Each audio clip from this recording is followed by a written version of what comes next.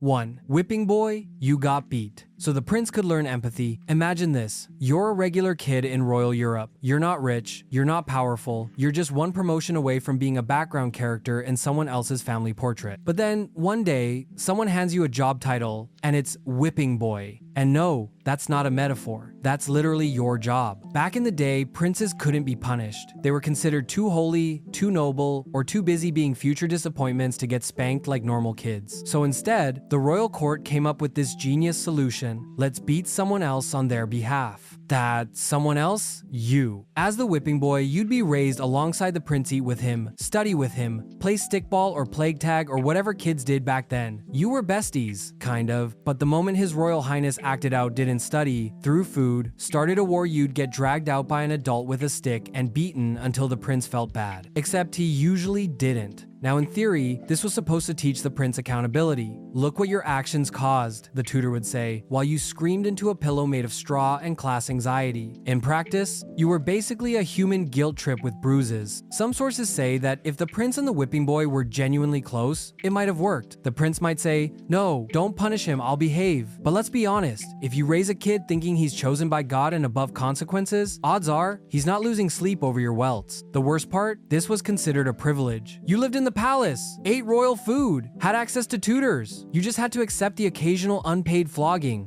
Win-win for literally everyone except you. And when the prince eventually became king, maybe he'd reward you with land. Or maybe he'd just forget your name and send you to the next war. History's unclear because no one wrote down what happened to the whipping boys. Shocking. So yeah. Next time your friend gets you in trouble and says, "We're in this together," just be glad you don't live in 17th century England, because back then, together meant you get beat and he gets a snack. 2. Tosher, the sewer gold digger no one asked for. Welcome to Victorian London, where the air smelled like soot, everyone was coughing, and indoor plumbing was still a bold new idea. Now imagine waking up in that environment, grabbing a rusty lantern, and saying to yourself, "Time to head into the sewer and hope I find some pennies." Congratulations, you're a tosher. A tosher's job was simple. Crawl through London's massive, reeking sewer system and look for valuables. That meant anything people accidentally dropped down: drain coins, cutlery, jewelry, buttons, the occasional tooth. Basically, if it fit through a grate and wasn't nailed down, it was tosher bait. The job description? Wade through human waste, dig around in the muck, don't die. That last part was surprisingly hard. Sewers weren't well lit or ventilated, so you were constantly one slip away from drowning in a tidal wave of filth. Not to mention the methane gas pockets just hanging out, waiting to explode the moment someone brought in a flame. Boom London barbecue, now with extra hepatitis. And then there were the sewer rats, who were not cute and certainly not afraid of humans. You're elbow deep in Victorian poop soup, and suddenly a rat decides your ankle looks like dinner. Good luck with that. Toshers typically worked at night because technically, what they were doing was illegal. You weren't supposed to be in the sewers unless you were a city worker. So not only were you fighting rats, rot, and raging infection, you were also dodging police while doing it. And no, this wasn't some one-off thing. Being a tosher was a full-time career for some, generations even, passed down like a cursed family recipe. Son, someday this bucket of sewage will be yours. If you got lucky, you might pull out a silver spoon and feed your family for a week. If you weren't lucky,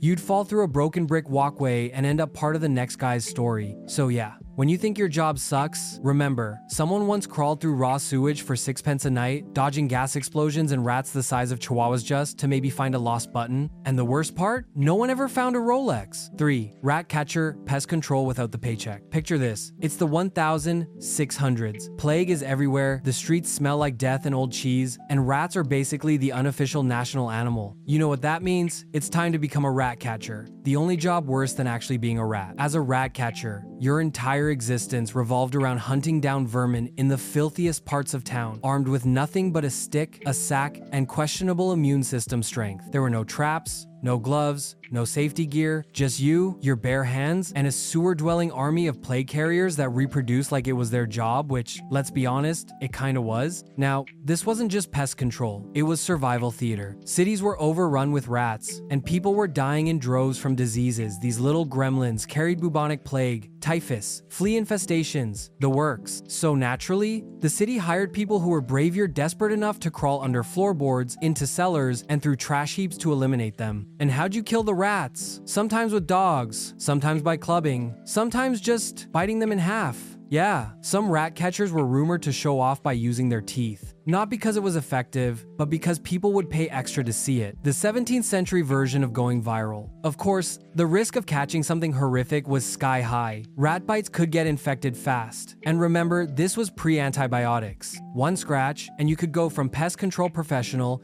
to open casket funeral in 48 hours. And yet, despite the danger and the smell, rat catchers actually made decent money if you were good. The more rats you brought in, the better you ate. In some cities, they paid by the tail, which by the way, led to certain rat catchers cutting the tails off and letting the rats go so they could catch the same one twice. Industrial era hustle, baby. Public health officials loved them. Everyone else? Not so much. You smelled like trash, carried live rats in your coat, and were basically a walking biohazard. But you had job security, because rats weren't going anywhere. So next time you complain about your open office plan or a weird coworker who microwaves fish, just remember someone once risked their life wrestling plague rats in a filthy alley and still got paid less than your DoorDash driver. 4. Napalm Mixer, the Human Fireball Factory. Welcome to the 20th century, where warfare got industrial, and so did the risk of spontaneously combusting at work. If your resume ever included the words napalm and manual labor in the same sentence, congratulations, you worked one of the most flammable jobs in human history. Meet the Napalm Mixer, aka guy standing next to doom. Napalm, also known as sticky death jelly, is a jellied gasoline that clings to skin and burns at temperatures high enough to melt steel. So obviously, someone had to make it. Spoiler alert, it was not done by robots in a sterile lab. It was done by people with buckets, wearing canvas overalls and a prayer. Your job as a napalm mixer? Combine a precise cocktail of gasoline, polystyrene, and other top secret flammable goo. But this wasn't baking. This was chemistry class with a kill count. One mistake, one off ratio, one spark of static electricity, and boom. You're the main ingredient in your own fireball. Protective gear? Sort of. Gloves, goggles, maybe an apron that wouldn't stop a spark if it tried. Ventilation? Minimal. Breathing fumes was basically part of the job description. And those fumes? Not just toxic, mind-meltingly flammable, you were working in a room full of invisible, explosive air. One bad cough, and the whole factory could go up faster than your job prospects post-incident. And this wasn't some obscure back alley operation. During World War II and Vietnam, napalm was mass-produced, and that meant mass employment of people one dropped wrench away from becoming a human torch. These were regular folks doing shift work while casually surrounded by apocalypse fuel. On top of the ever-present risk of death, you also gotta go home smelling like gasoline, with chemical burns on your arms and an unexplained rash that definitely wasn't in the training manual. Your lungs? Not having a good time. Your hair? Probably singed. And the best part? Most people didn't even know napalm had to be hand-mixed. There was no glory, no medals, just heat, danger, and the constant thought, this is the job I chose instead of learning to type. So yeah, next time you complain about your laptop overheating, just remember, someone once spent 12 hours a day stirring fire paste in a room made of pure accident potential for minimum wage and maximum anxiety. 5. Body lice remover, pest control, but personal. If you've ever had a bad customer service job, imagine one where the customer is a disease-ridden soldier, and your job is to pick live insects off his skin with your hands. Welcome to the glamorous life of a body lice remover, possibly the most hands-on job in human history, and not in a good way. During wartime, especially in World War I and World War II, lice weren't just a nuisance, they were a biological threat. These weren't your average itchy but manageable bugs. These lice were tiny, blood-sucking plague taxis, spreading trench fever, typhus, and a general desire to walk into the sea. So naturally, someone had to get rid of them.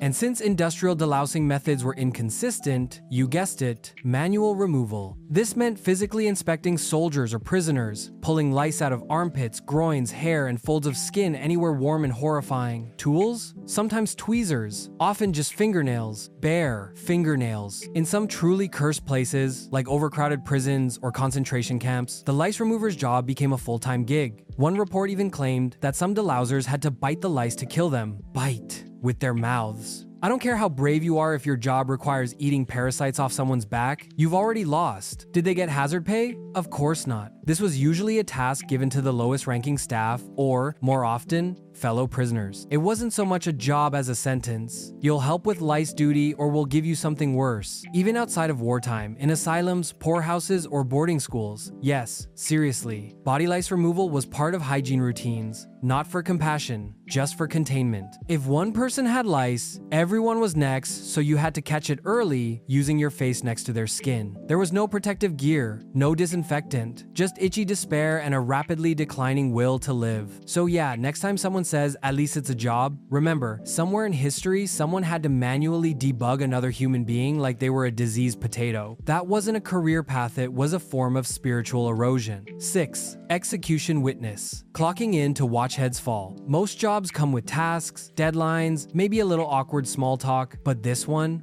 came with a front row seat to death, and not the quick, peaceful kind either. Welcome to the incredibly grim career of the execution witness, aka the person whose job was literally just to watch people die and confirm it. This was an actual role, often held by legal officials, clergy, or court-appointed bureaucrats who had to attend executions and say, yep, he's definitely not breathing anymore. Think of it like a supervisor, but for decapitations and public hangings. And no, you didn't get to look away. That was kind of the whole point. You were there to make sure the execution was done by the book. You had to watch every axe swing, every twitch, and then, sometimes, check the body to make sure the job was finished. If the head rolled too far, guess who had to go retrieve it? You. Now, execution methods weren't exactly gentle. You might witness hanging, burning, quartering, or guillotine drops if you were lucky enough to be French in the 1790s. And remember, executions weren't quick cleanups. Some took hours. Drawing and quartering? That was an event, not a procedure. And the crowd? Oh, they loved it. Booing, cheering, vomiting full theater. You're just trying to concentrate on making sure the guy's legally dead, while Karen in the second row is holding a toddler and waving a turkey leg. The worst part? You couldn't flinch. You had to remain stoic and dignified while someone screamed in agony or was actively on fire. If you passed out, cried, or showed inappropriate reaction, people questioned your morals. Oh no,